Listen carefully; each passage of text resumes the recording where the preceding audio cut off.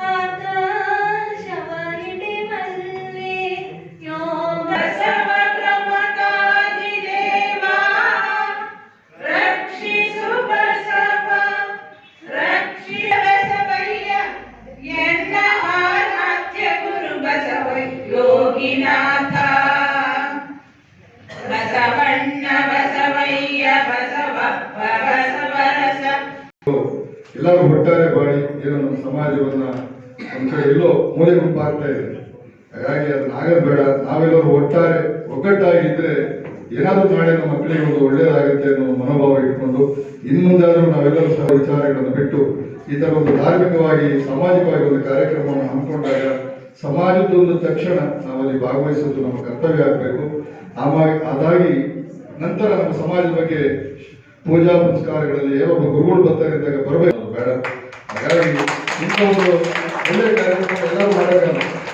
ಮೊನ್ನೆ ನಾನು ಸಿದ್ಧಗಂಗಾ ಮಠಕ್ಕೆ ಹೋಗಿದ್ದೆ, ಒಂದು ವಾರ ಚಿಕ್ಕ ಸ್ವಾಮಿಗಳು ನನ್ನ ಬಗ್ಗೆ ಅರ್ಧ ಗಂಟೆ ಬಂದು ಚರ್ಚೆ ಮಾಡ್ಬಿಟ್ರು. ಏನೋ ವಿಚಾರ, ನಿನ್ನ ಹೆಸರು ಏನೋ ಇದೆ, ನಿನ್ನ ಹೆಸರು ಮುಂದೆ ಏನೋ ಇದೆ, ನನಗೆ ಗೊತ್ತಿಲ್ಲ. ನನ್ನ ಹೆಸರು ಮುಂದೆ ಏನಿಲ್ಲ, ನನ್ನ ಇನ್ಶಿಯಲ್ ಮಾತ್ರ ಇದೆ.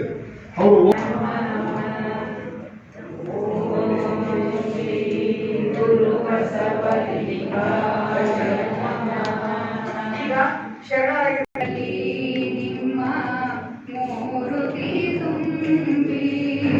ಅಕ್ಕನವರಿಗೆ ಗುರು ಬಸವಾದಿ ಶರಣರು ಸದಾಕಾಲವೂ ಕೂಡ ಶಾಂತಿ ನೆಮ್ಮದಿಯನ್ನು ಕೊಟ್ಟು ಕಾಪಾಡಿ ಅಂತ ನಾವೆಲ್ಲರೂ ಕೂಡ ಪ್ರಾರ್ಥನೆಯನ್ನ ಮಾಡೋಣ.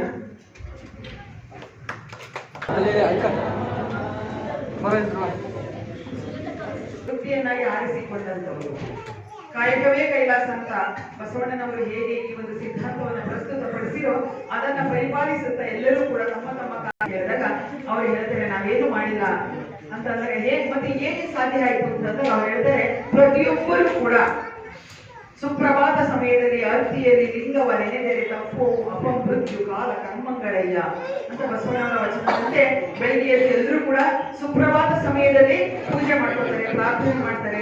ನಂತರ ಎಲ್ಲರೂ ಕೂಡ ಕಾಯಕ ಜೀವಿಗಳಾಗಿ ಕಾಯಕವನ್ನ ನಿರ್ವಹಿಸ್ತಾ ಇರ್ತಾರೆ. ಸಂಜೆ ಮಹಾಮನೆಗೆ ಬಂದಾಗ ಸತ್ಸಂಗದಲ್ಲಿ ಭಾಗವಹಿಸ್ತಾರೆ. ಹಾಗಾಗಿ ಸತ್ಸಂಗದಲ್ಲಿ ಭಾಗವಹಿಸಿದಾಗ ಅವರಿಗೆ ಎಲ್ಲ ರೀತಿಯ ವಿಚಾರಗಳು ಕೂಡ ತಿಳಿತವೆ. ಹಾಗಾಗಿ ನಾವೆಲ್ಲರೂ ಕೂಡ ಕಡ್ಡಾಯವನ್ನ ಆಶೀರ್ವಾದವನ್ನು ಪಡ್ಕೊಂಡು ಅನುಯಾಯಿಗಳಾದ ನಾವು ಕಾಯಕವೇ ನಂತರ ಪರಮ ಪೂಜ್ಯರಿಂದ ಆಶೀರ್ವಚನ ಇದೆ. ಪರಮ ಪೂಜ್ಯ ಪ್ರತಿಯೊಬ್ಬರು ನಾವು ಹೊಂದಲೇಬೇಕು ಅನ್ನೋದು ಒಂದು ಗುರಿ. ಸಂಸ್ಕಾರ ಇಲ್ಲದೆ ಇದ್ರೆ ನಾವು ಏನೂ ಸಹ ಮಾಡ್ಲಿಕ್ಕೆ ಸಾಧ್ಯ ಇಲ್ಲ. ಸಂಸ್ಕಾರ ಇಲ್ಲದಿದ್ರೆ ಈ ಮನುಷ್ಯ ಮಾನವನಾಗಿ ಬಾಳ್ತಾನೆ, ಹೀನ ಮಾನವನಾಗಿ ಬಾಳ್ತಾ ಇರ್ತಾನೆ. ಅಂದ್ರೆ ಈ ಸಂಸ್ಕಾರ ನಮಗೆ ಯಾಕಪ್ಪ ಬೇಕು ಅಂತಂದ್ರೆ, ಸಂಸ್ಕಾರವನ್ನ ನಾವು ಪಡೆಯೋದ್ರಿಂದ ಏನಾಗುತ್ತೆ ಅಂದ್ರೆ ನಮ್ಮ ಆತ್ಮಶಕ್ತಿ ಅನ್ನೋದು ಹೆಚ್ಚುತ್ತಾ ಹೋಗುತ್ತೆ. ಹೇಗೆ ನಮಗೆ ಹೆಚ್ಚಿಸ್ಕೋಬೇಕು ಅನ್ನೋದು ಸಂಸ್ಕಾರ ಕೊಡುತ್ತೆ. ಹಾಗಾಗಿ ಇವತ್ತಿನ ದಿವಸ ನಾವೆಲ್ಲರೂ ಒಂದು ಸಂಸ್ಕಾರವನ್ನ ಪಡ್ಕೋಬೇಕು ಅಂತಂದ್ರೆ ಅದು ಗುರುವಿನ ಒಂದು ವಾಣಿಯಿಂದ, ಶರಣರ ಒಂದು ಸತ್ಸಂಗದಿಂದ, ಶರಣರ ಒಂದು ವಚನಗಳನ್ನ ಚಿಂತನೆಯನ್ನ ಮಾಡೋದ್ರಿಂದ ಅಂತ ಹೇಳ್ತೀವಿ. ಇಂತಹ ಒಂದು ಶರಣರ ಒಂದು ಸಂಘವನ್ನ ಮಾಡಲಿಕ್ಕೆ ಮತ್ತೆ ಇದು ಚಿಂತನೆಯನ್ನ ಮಾಡಲಿಕ್ಕೆ ಅವ್ರ 3 ಜನ ತಾಯಂದ್ರು ಅಕ್ಕ ತಂಗಿಯರು ಅವರು ಒಂದು ದಿನ ಬಂದ್ಬಿಟ್ಟು ಅವರಿಗೆ ಒಂದು ಸಂಕಲ್ಪ ಏನಪ್ಪ ಅಂದ್ರೆ, ಪ್ರತಿ ತಿಂಗಳು ಇಲ್ಲಿ ನಾವು ದಾಸೋಹವನ್ನ ಮಾಡಬೇಕು.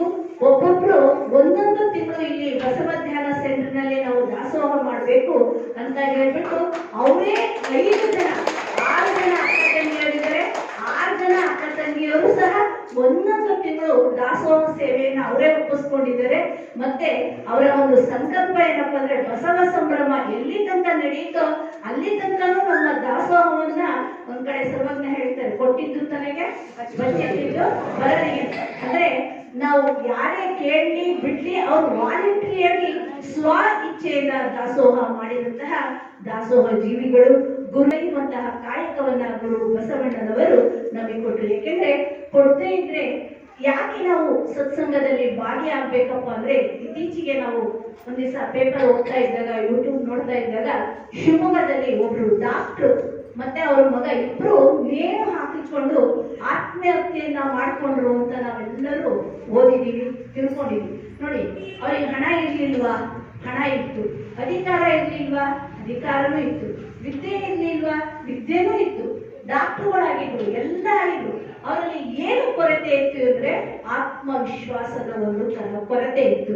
ಯಾಕೆ ಈ ಆತ್ಮವಿಶ್ವಾಸದ ಕೊರತೆ ಅಂತಂದ್ರೆ, ಅವರು ಸತ್ಸಂಗವನ್ನ ಮಾಡಿರಲ್ಲ, ಶರಣರ ಮಹಾತ್ಮರ ವಚನದ ವಾಣಿಯನ್ನ ತಿಳ್ಕೊಂಡಿದ್ರು. ಯಾರು ತಿಳಿತಾ ಹೋಗ್ತಾರೋ ಅವರು ಬಡವರಾಗಿರ್ಲಿ, ಅವರು ನಿರ್ಗತಿಕರಾಗ್ಲಿ, ಅವರಿಗೆಲ್ಲ ಏನಪ್ಪ ವಿಶ್ವಾಸ ಅಂದ್ರೆ ಆತ್ಮವಿಶ್ವಾಸ ತನ್ನಲ್ಲಿ ತನಗೆ ಬರ್ತಾ ಇರುತ್ತೆ. ಯಾಕೆಂದ್ರೆ ಕಷ್ಟ ಅನ್ನೋದು ಇವತ್ತು ಮರಕ್ಕೆ ಬರದೆ, ಮನುಷ್ಯನಿಗೆ ಬರದೆ ಮರಕ್ಕೆ ಬರುತ್ತಾ ಅಂತ ಗಾದೆ ಮಾತಿನಲ್ಲಿ ಹೇಳ್ತಾರೆ. ಅಂದ್ರೆ ಯಾವುದೇ ಕಷ್ಟ ಇರ್ಬೋದು, ಇವತ್ತು ಕಷ್ಟ ಇರುತ್ತೆ, ನಾಳೆ ಮಾಯ ಆಗುತ್ತೆ. ಆದ್ರೆ ಇಂಥ ಕಷ್ಟಗಳನ್ನ ನಮ್ಮ ಜೀವನದಿಂದ ನಾವು ಎದುರಿಸ್ಬೇಕಪ್ಪ ಅಂತಂದ್ರೆ ಅದಕ್ಕೆ ಮುಖ್ಯವಾಗಿ ನಮಗೆ ಜ್ಞಾನ ಅನ್ನೋದು. ಹೆಚ್ಚಿನ ಆಯುಷ್ಯ, ಆರೋಗ್ಯ, ಬಸವಾದಿ ಶರಣರ ತತ್ವಗಳನ್ನ ಪ್ರಚಾರ ಮಾಡುವಂತ ಹಾಡದು. ಆ ಹಾಡು ಹೇಳ್ಬಿಡ್ತೀನಿ, ಅದಂತೂ ನಿಮಗೆ ಚಂದ ಗಮನ ಕೊಟ್ಟು ಕೇಳಿ ಅಷ್ಟೇ. ಸಾಗುತ್ತಿದೆ ಸೃಷ್ಟಿಯ ದೇವ ದೇಗುಲದೊಳಗೆ, ಸಾಗುತ್ತಿದೆ ಅರಿಯುವ ಕಣ್ಣು ಇರದಿರೆ ಇಲ್ಲಿ, ತೋರುವುದೆಲ್ಲವೂ ಜಡಕ್ರಿಯೆಯಾಗಿ. ಸೃಷ್ಟಿಯ ದೇವ ದೇಗುಲದೊಳಗೆ ಕರ್ತನ ಪೂಜೆಯು ಸಾಗುತ್ತಿದೆ. ಆಗಸ ತುಂಬಿಯ ಕಾರ್ಮುಗಿಲುಗಳು ಮಜ್ಜನವೆರೆಯುವ ಕುಂಭಗಳು. ಆಗಸ ತುಂಬಿಯ ಕಾರ್ಮುಗಿಲುಗಳು ಮಜ್ಜನವೆರೆಯುವ ಕುಂಭಗಳು. ದೇವ ದೇಗುಲದೊಳಗೆ ಕರ್ತನ ಪೂಜೆಯು ಸಾಗುತ್ತಿದೆ. ಜಪಾನಲ್ಲಿ ಒಳ್ಳೆ ಸಂಸ್ಕೃತಿ ಯಾಕಿದೆ ಅಂದ್ರೆ ಅಲ್ಲಿ ದೇವರುಗಳಿಲ್ಲ, ಅಲ್ಲಿ ಒಂದೇ ದೇವರಿರೋದು ಯಾವುದು ಅಂದ್ರೆ ದೇವರಲ್ಲ. ಅದು ಅವ್ರಿಗೆ ಗೊತ್ತಿದೆ ಅವ್ರು ದೇವರಲ್ಲ ಅಂತ ಹೇಳಿ. ಯಾರು ಜಪಾನೀಸ್ ಪೂಜೆ ಮಾಡೋದು? ಬುದ್ಧನನ್ನ ಅಲ್ಲಿ ಅಲ್ಲಿ ಎರಡು ಧರ್ಮವನ್ನ ಕೂಡಿಸ್ಕೊಂಡಿದ್ದಾರೆ. ಒಂದು ಬೌದ್ಧ ಧರ್ಮ, ಇನ್ನೊಂದು ಸಿಂಟೋ ಧರ್ಮ ಅಂತಿದೆ. ಸಿಂಟೋ ಧರ್ಮ ಅಂತ ಹೇಳಿ ಅವ್ರ ಮೂಲ ಧರ್ಮ. ಬುದ್ಧ ಧರ್ಮ ಭಾರತ ದೇಶದಿಂದ ಜಪಾನ್ಗೆ ಹೋಯ್ತು. ಸಿಂಟೋ ಧರ್ಮ ಅವ್ರಲ್ಲಿ ಇತ್ತು ಮೊದಲೇ. ಅವೆರಡಕ್ಕೂ ಕಾರಣ ಚೆನ್ನಾಗಿರೋದು ನಮ್ಮ ಭಾರತದೇ ಅದು. ಮತ್ತು ಭಾರತ ಮತ್ತು ಜಪಾನಿ ಸಂಸ್ಕೃತಿ ತುಂಬಾ ಮ್ಯಾಚಿಂಗ್ ಇದೆ.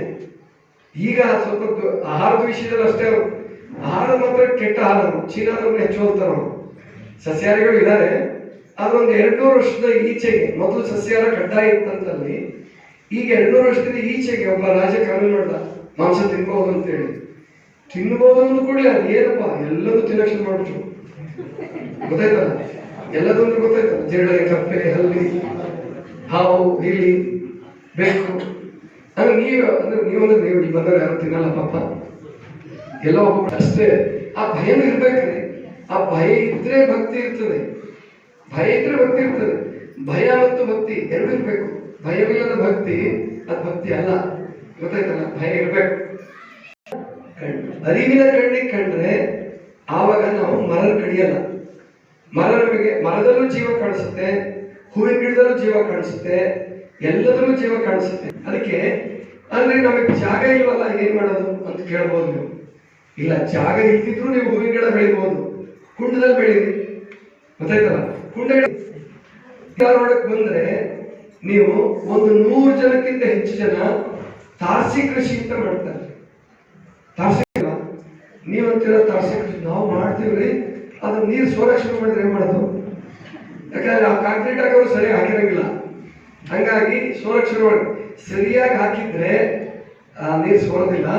ಆ ಕುಂಡದಲ್ಲಿ ಮಾಡಿದ್ರೆ ಮತ್ತೆ ನೀರು ಹರ್ಕೊಂಡು ಹೋಗಕ್ಕೆ ವ್ಯವಸ್ಥೆ ಮಾಡ್ಕೊಂಡಿರ್ತಾರೆ. ತರಕಾರಿ ಬೆಳೀತಾರೆ, ನಾನು ನೋಡಿದ್ದೆ.